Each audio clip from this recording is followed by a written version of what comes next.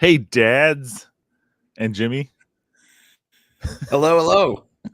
Welcome back to DadSchooled podcast, where we are not perfect at all. Period.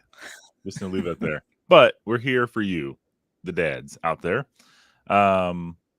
Jimmy, what are we talking about today?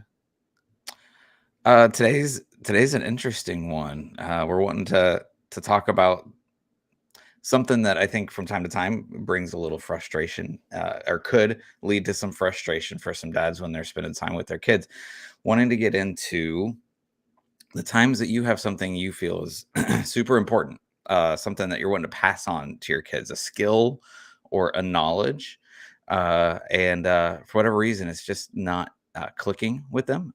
Maybe they're not engaging. It could be something as simple as a life skill, like how to change a tire, how to make sandwich. It could be something simple like that, or it might be one of your something that you're super passionate about, a hobby, wanting to teach them how to smoke meats, how to go out in the backyard and throw around the baseball for a little while, go play catch. And for whatever reason, they're just kind of disinterested. It's not clicking for them. It doesn't seem like that passion that you had. You might have an old memory of how it was super important to you. It was one of those core memories that you had from your childhood, and you're wanting to recreate that with your own kid. And maybe it's just not clicking. So then, how do you move forward in that kind of situation? But I think our key is just remembering that heart of fatherhood isn't about forcing a skill to stick. It's not about, as they come out, making sure, okay, they got that specific skill. It's just about faithfully showing up. And as we're planting those seeds, and then we stay connected with our kids, then that relationship has legs and will continue moving forward in the future. And it's hopefully this will bring a little bit more peace to your heart in some of these situations. Gosh, Jimmy, I'm seeing a pattern in a lot of our podcasts and a lot of these dad self-help topics of just being around and being present is like half the battle. I mean, we We can should always write a book. we can end it right now. Like that was it. That was it. Just being there, Be present. maybe walking away in anger or walking away and abandoning people is just like half the problem in society nowadays. And inappropriately or improperly handling your emotions is like a big thing. Anyway, let's dive into this. Okay. Yeah. So Yeah. story time from Josh. And I'm gonna once again, like I do every single week, I'm gonna attempt to talk about this topic in a way that's not going to discredit myself, my wife, and my kids. That's not the intention to this talk. And You can change the names and dates to protect the innocent. That's okay. No one will know who you're talking about. well, our 3 viewers will know. Maybe not your mom, but Yeah. other people might. Okay. That's all good.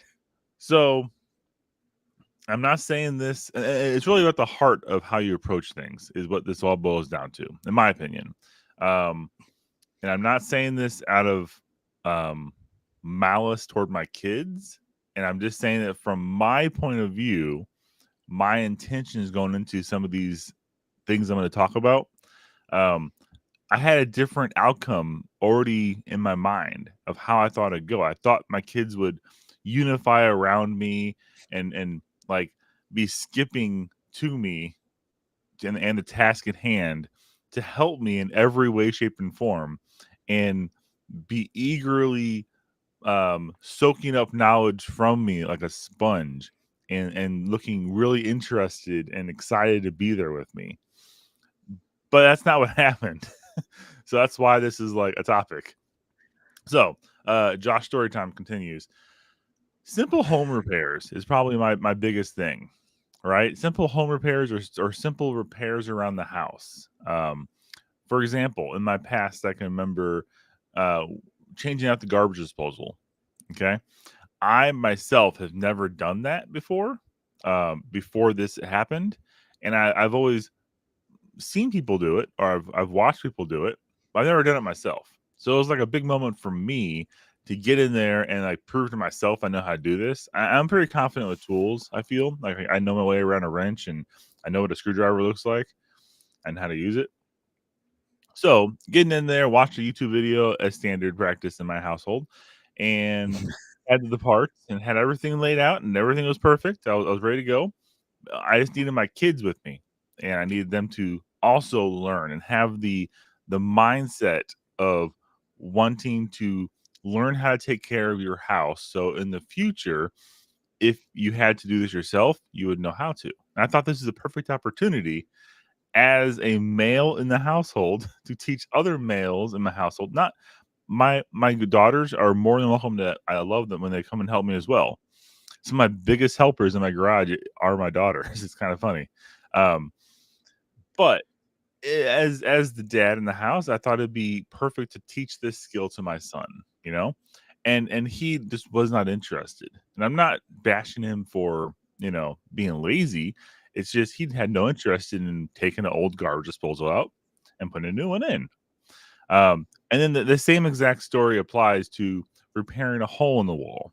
There was a hole in the drywall, and it's basic skill of repairing that in your house, as a dad or as a house owner, having that knowledge and how to do that correctly, at least correctly in my eyes, is valuable, and you should know how to do that. Once again, it fell flat, and there was no interest in learning how to fix the hole because other things in their lives at the time were more important, and they were excited to do those things instead. Same with electrical work. I put a ceiling fan up in several rooms several times throughout our house we have currently. My kids have been old enough to help, and that has not happened. Or lights. We've changed our light fixture in our kitchen 4 times now, 3 times now, you know? And it's just something we do. You change our lights, like, let's change our light again. Why not? Let's move it over 16 inches in the ceiling and leave a hole there for me to fix later, which goes to repairing the hole in the ceiling.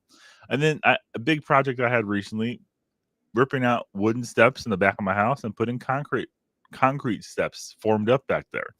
Concrete work is a big thing that some people, make their whole careers around. That skill is something I don't have all the way, but I had someone over helping me, and I thought it'd be cool to have my sons and my kids and whoever in the house, even my wife, but she wasn't home, out there helping me do the back steps. And it just didn't happen. So I guess that all those things and all those complaints put together, you can add on, making food sometimes if you're cooking. Your kids just don't want to help you in the kitchen. Doing the grass was a big thing for us. It was like exciting concept that they were able to do the grass, but then all of a sudden when they realized what that entails, they had no interest in doing that anymore. So those things all added together, we can ask the personal question to myself and other dads out there. Why does this matter so much to you that our kids are with us and learning this? Why? Why? You know? Why? Yeah. Well, I saw I don't know, it was maybe 2 or 3 days ago, or maybe yesterday. I don't know. But there was a clip going around from like a local news station. They did this story on how the current generation, as they're growing up and moving out of the house, there's some colleges have started offering um, adulting 101 as a class that they're putting out. And the kind of the content of these classes is how to sew a button back on, Mhm. how to cook meals, how to change a tire, and a lot of those kind of like general life skills that schools have been getting rid of. Home ec classes, how to manage a budget and that sort of Mhm. stuff. So it's like all Yeah. the kind of home ec stuff you would do in shop class or whatever. But it also indicates that they're not learning it in the home. They're not learning it from their parents. Mhm. And so they're growing up and they're getting out into the real world on their own. Like, I don't know how to do any of this. And some colleges have realized, hey, we can actually make money charging tuition for these life skills. So let's do that. Uh, so it just highlights, I think, some of that importance of like, it's not just about only sharing our hobbies or our own interests, but our goals as dads is to help equip competent individuals as they grow and go out into the real world. And I'm just as guilty as others, especially I can remember when I was new in retail management, when I was running a Starbucks. And I was very much the type of manager of, if I want it done right, I'm going to do it myself, and just Mm-hmm. like wearing myself out, doing all the things, ordering, placing all of the orders, making sure all the cleaning tasks were done the right way, just all the different things that had to be done on a weekly basis, writing the schedule, hiring, interviewing, all the things. And was exhausted. And one of my bosses pulled me aside, my district manager pulled me aside, and he goes, if you just spent like a week training this person how to do orders, and then spent a week training this person how to do the cleaning checklist and make sure that stuff's done, he's like, your job's going to be a whole lot easier if you just spend a shorter period of time, hit it really, really hard and thoroughly, and then let them go with it. And you observe them, you critique and provide input, but you're still monitoring. But then let them own that. And guess what? All these people that I started working with, like, they kept getting promoted, they were growing, and they were excelling. And my life was a whole lot easier having other people kind of take some stuff off my plate. And so I try to incorporate that into my life and routine as a dad. Not always the best at it, but my kids, like my 7-year-old wanted to power wash the back deck with me. Like, she loved it. She was excited. Um, and so my initial inclination is, it's going to look messy if I let them, you hold the power washer. It's not going to get all the little swirly streaks and stuff. And I did. Like, we had those, and it took me a few extra minutes to kind of work those out, but I let her do it for a while. And that specific moment kind of got in my head, like, when my kids are interested, my kids want to be plugged in. And even when they're not interested, like, these types of things are important. To your point, like, hey, garbage disposal time, like, you guys need to kind of at least just get the basics. This is what takes care of our food when we shove it down the Mm-hmm. sinkhole. Like, there's a mechanism here. And you guys should just at least have some awareness. Like, those things are actually kind of important. So that idea of the legacy you're leaving with your kids, it doesn't happen instantly. It takes time, and it can take some work, and sometimes it might not seem like it's landing. But that connection isn't built in a perfectly planned lesson. Like, that connection happens over years, over months, over, you're doing this thing in the yard and you're doing this thing in the garage, but inviting them in. That connection, like you're saying, it's about being present. It's about being faithful. And that's kind of that core thread we've been weaving for a few weeks now, I think. Yeah, that it's interesting distinction you made. When they're interested and are terrible at the task versus have zero interest and you're pulling teeth. Like, both, I Yeah. think both of them have their frustrations for us dads, right? Like, I can name off a handful of tasks that my kids are absolutely terrible at, but they have the heart to do it. And it's not because like they like doing this chore. It's because dad's doing this thing and they want to be a part of something with me. And that's something that I have to realize when I'm doing these things, when I'm trying to get a task done that I might not even want to do myself. Right. That's Yeah. the hardest. Like, I'm sure, Jimmy, you didn't skip out your back door and say, I am so excited to power wash this right now. It is the thing I want to do. And then you have a cute little girl asking to help, right? And you're like, Mhm. your first reaction is no. I want to get this done and knock it out, right? That's like your knee jerk reaction. At least that's mine, right? Right. Whenever not even seeing what the skill level is of the person, even if they've never done it before, my default reaction is no. I'm gonna do this myself and just knock it out, right? But then you let them try, and it's terrible. But then, like, you had a moment, right? Like, you guys, it's a memory. I'm sure she's gonna remember that for the years to come, when Dad let her make swirls in the in the concrete or in the decking, right? Yeah. So it's an opportunity, right? So we always assume when they don't want to show up and don't want to do something with us, we assume that they're rejecting us outright. It's not us they're rejecting. It's actually in my opinion, and I'm sure there's other doctors out there. There are doctors. I'm not a doctor. There are doctors out there that would tell me some sociological meaning behind this, but they don't want to do the work either. It's a chore, That's right? right. That's right. And me as a dad wanted to impart this knowledge on them, thinking that I'm an authoritative figure that they should be looking up to, and this works when they're like what, 5, 6. No matter how bad the task is, they'll usually want to be there next to you.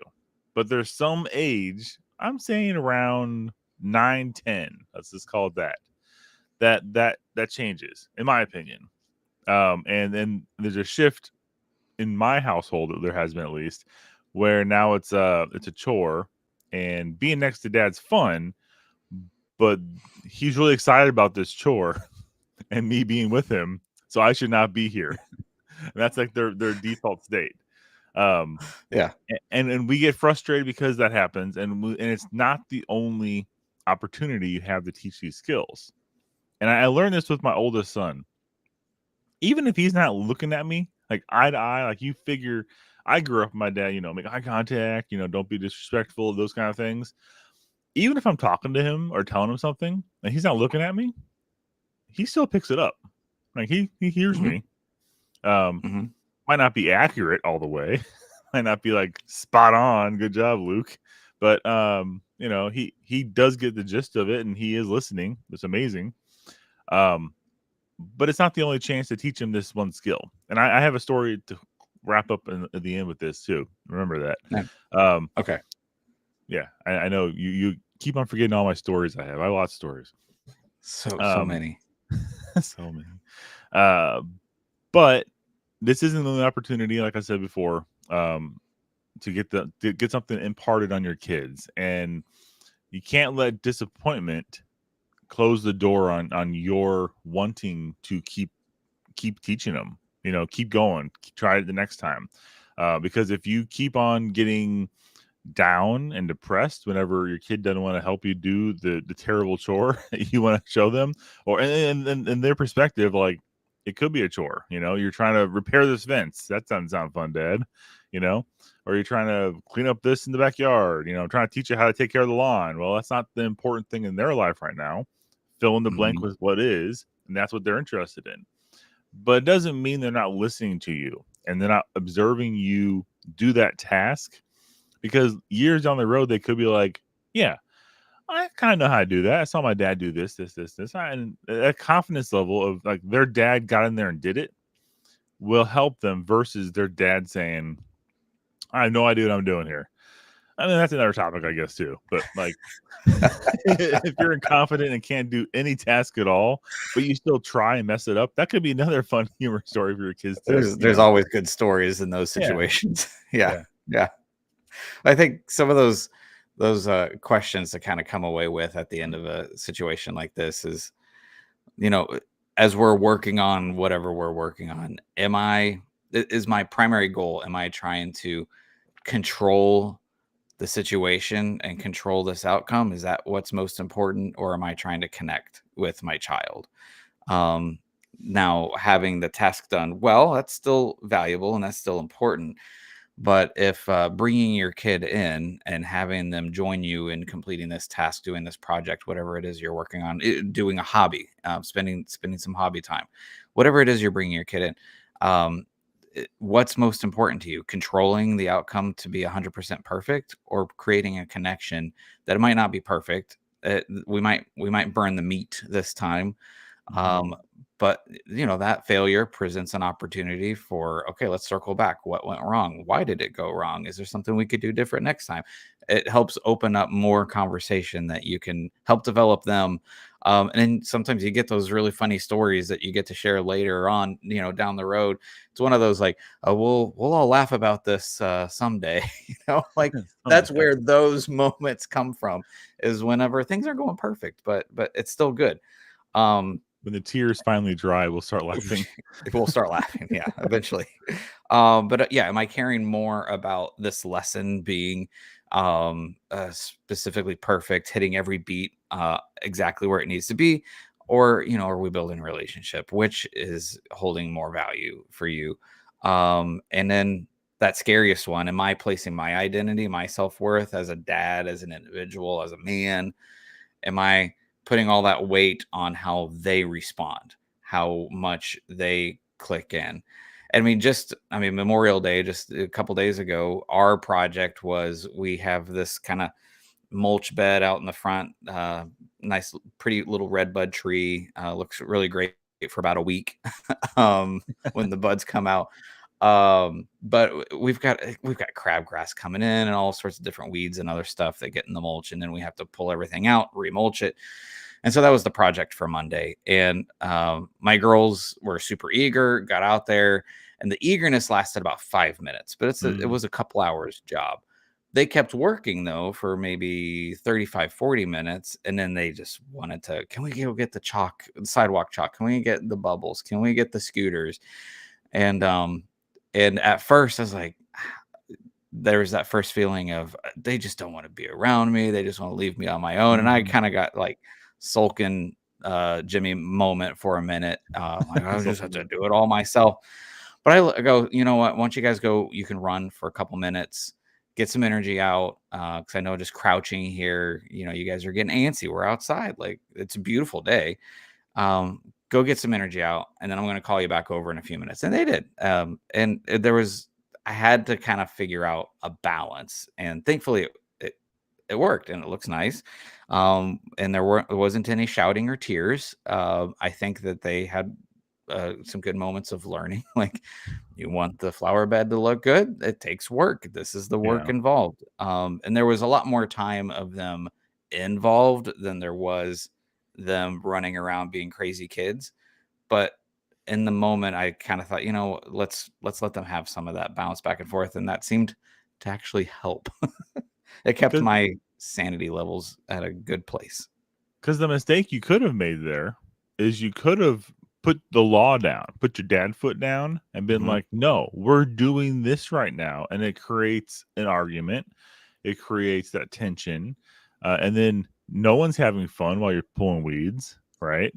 And then it's just awkward silence. You get that sideways glance from your wife, like, why did you do that? And you're like, yeah, I don't know. It sounded like I got my way, but I don't feel like I won anything at all. So yeah, that's something that you struggle with out there, other dads. That's a lesson, take a step back, take a lesson from Jimmy there, that he did not put the law down, because that, letting your kids go and play for a second and recognizing they have energy and recognizing the task that they were supposed to be doing outside as a family or whatever the situation was, that is not the most important thing, right? The long-term relationship and learning the importance of a task and the importance of good work producing good results is the goal here. And if that means you got to stop for a second with anything you do in your daily life, is going to be applied to. If your head's down, work, and your heart's not in it, are you going to do the best work? No. Like, you can take a break, take a walk, come back. Then you're like, okay, let's knock this out. And then now, I'm sure now your daughters don't like walk around away from that section of the yard when they walk past it, right? There's no like trauma behind that.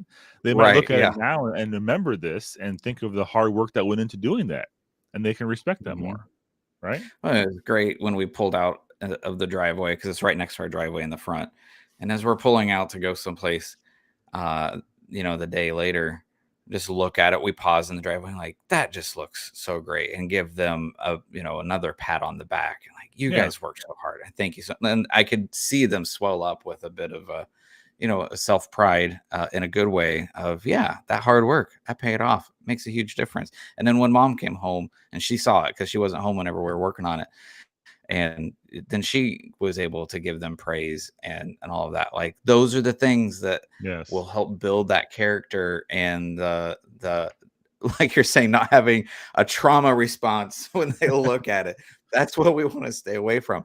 But if it's something that they look at it and it's a pride that builds that self-worth, that self-confidence, Um, these are the kinds of things sometimes I feel like I fall into it, backwards, but it worked out, and I'm happy with this outcome. And you can apply this to anything at all. Like even if it's chores or like cooking dinner or lunch. Like I can just think of Mhm. times my kids magically picked up cooking somehow. Like I don't think maybe I did, and I don't remember. Maybe my wife has been giving them cooking classes behind the scenes, and it sounds silly because like one of my daughters can make grilled cheese sandwiches for the entire family just fine. She can cook it. All my kids, I think all my kids, with the exception of my 6-year-old, they can make uh, any kind of soup. Open a can, put it in the microwave, cook it, and it's like that's awesome. They've graduated one step further from me needing to do something to keep them alive. They can do that themselves, which is nice.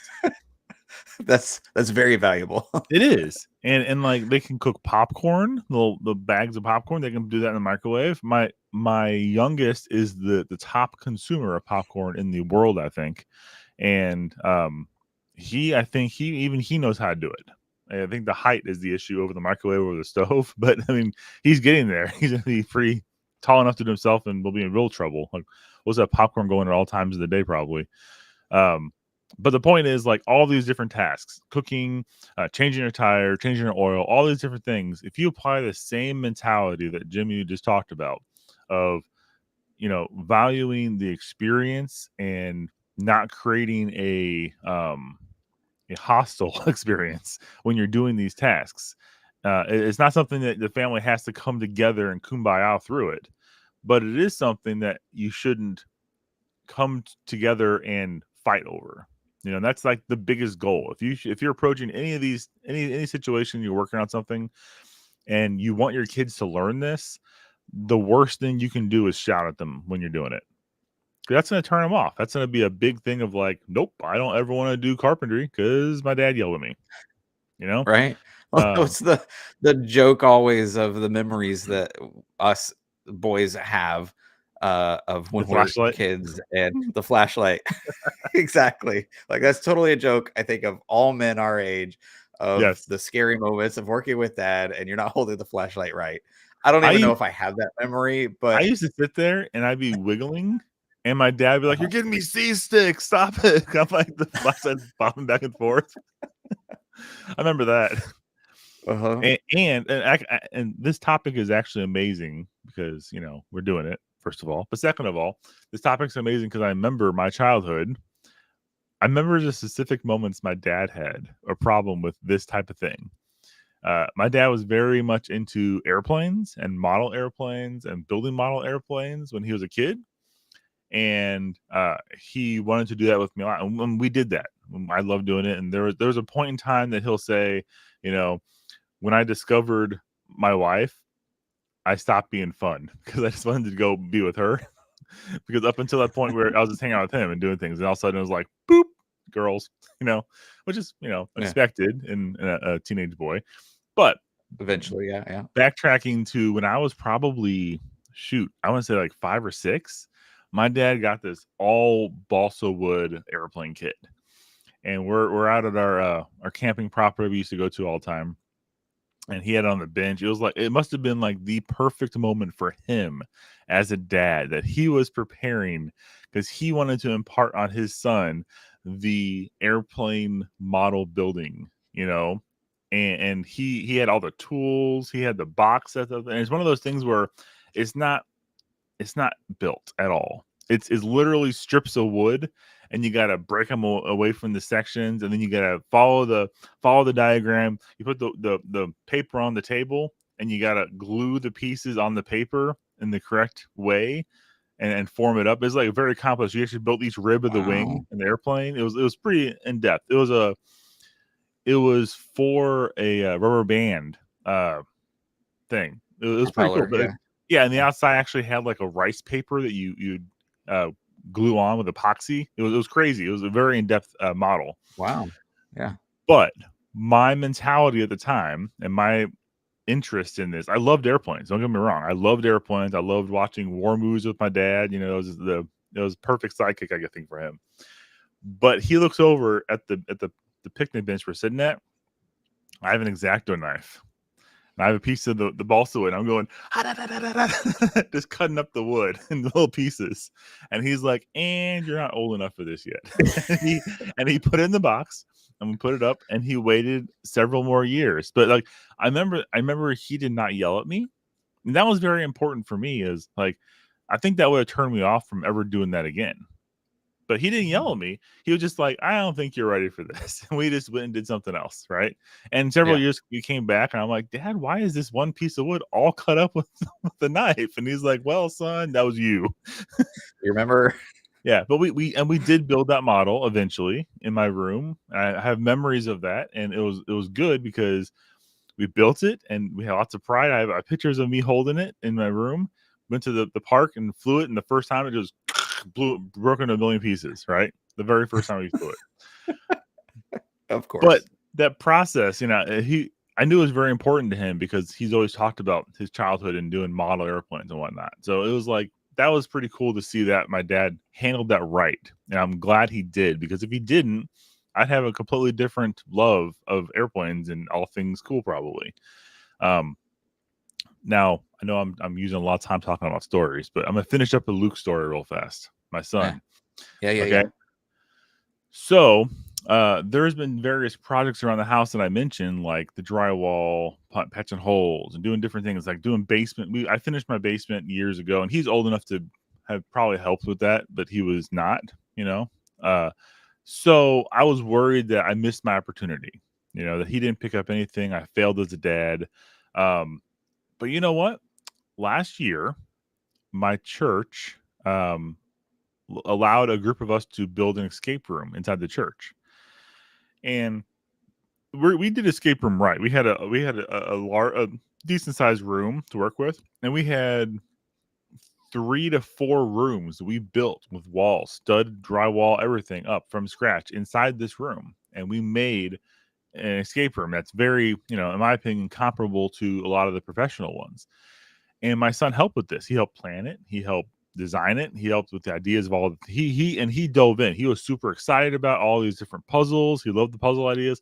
We started building it. He wasn't as confident as I would have liked at first with a hammer, but by the end, he was hammering nails in. He was using the power tools, and he was doing all the skills that I was afraid that I missed the opportunity to teach him with.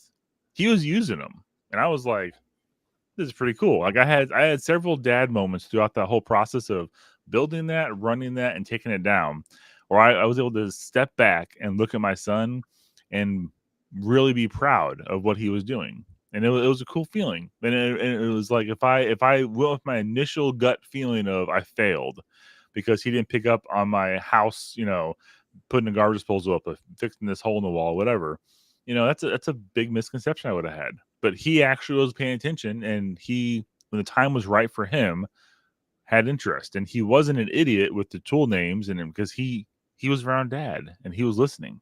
So it was a really cool thing to see. And I'm not saying that it's always going to happen with you guys, with all the other guys out there, but I think of how you approach it and the attitude you have when they don't come to join you is a big part. Like I might have sulked internally.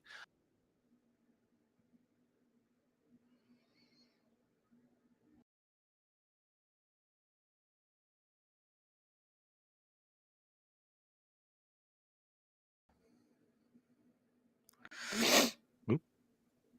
Hey, we switched spots. Oh, that was weird. You disappeared. Yeah. You back? I don't know if it was just watching me for a while. I was monologuing too long. I just like kicked you out. That's weird. Where was I at? Oh yeah, but the important thing was I complained to my wife in private. I didn't complain to my kids about them not being there to help me. And I was very much not nasty to them about them not showing up when I wanted them to, and the way that I wanted them to. So that's an important takeaway from that. I feel. Yeah. It's I mean, just that those final bits that are, super important of what we're wanting to it's lessons that me and you still learn. I think every single day, it's all about just staying available with your kids, whatever you've got going on. Like, be available to them and invite them in. Keep offering. You're probably going to get no more than once, and that's all right. And sometimes some things, when it's especially chores related, no doesn't work. But keep offering, and even if it's something that's a hobby of yours, like, share your excitement. Tell your own stories, so that whenever you finally get to invite them in, like, oh yeah, dad's always telling like these really cool stories of, like, for me and for my dad, he was into scuba diving. And I was always hearing when I was younger, before I was old enough to get a scuba license, like, he would come home from being with his buddy and tell all the cool stuff that he saw underwater. And like, when I was finally old enough and he got to invite me, like, hey, you want to learn to scuba? I'm like, oh yeah. And so then that was our thing, like, all through high school. Like, he and I would go scuba diving a ton. But he offered and he invited, but it was that initial, like, I got to see his excitement and how cool it seemed to him. Like, I want to do something cool. So make sure that you're making that available. But then in the very, very end, it's all just about that connection. Maybe the lesson isn't going to land. Maybe the actual experience that you've planned out perfectly in your head isn't going to go exactly the way you thought. But ultimately, it's just about having that connection time with your child. Absolutely. So, is there something that, maybe this next week you can come up with an idea of invite your kids in? If it's a specific chore, the weather's getting nice, you're having to do some yard work outside. It's time to fire up the grill, the smoker, whatever you've got going on. Let your kid come be by your side. Put something in their hand. Is there something that you can start passing on to them that maybe you're holding on to a little too tightly just for yourself, thinking that this is the only way it's going to be done right? But can you invite them in? Is there anything that you can do that with this week? Absolutely. And if you find something that you can invite them in to be with you on, make sure you find us on YouTube, find us on Facebook, find us on Spotify, find us anywhere, find us in person for all we care. If you know where we live, that's kind of creepy. But tell us your experience. Tell us what happened, what went well, what did not go well. And we would love to hear about it. And if it's exciting enough that other dads might benefit from it, we'll definitely share it on the airwaves and maybe help somebody else out. Speaking of helping somebody, if this has helped you at all, please pass it along to your friends, pass it along to your husbands if you're a wife listening, or feel free to pass it on to your son's dad if you're listening and your son's old enough to care about a podcast. It always helps to pass it forward. All this knowledge we're imparting on people. Yes. But go to dadschoolpodcast.com and definitely come back next week because we have episodes. It's going to be a banger of an episode. It's going to be a banger of an episode. That's right. All right. Thanks for joining us today, and we'll catch you next week. Yeah. Good to see you. Take care.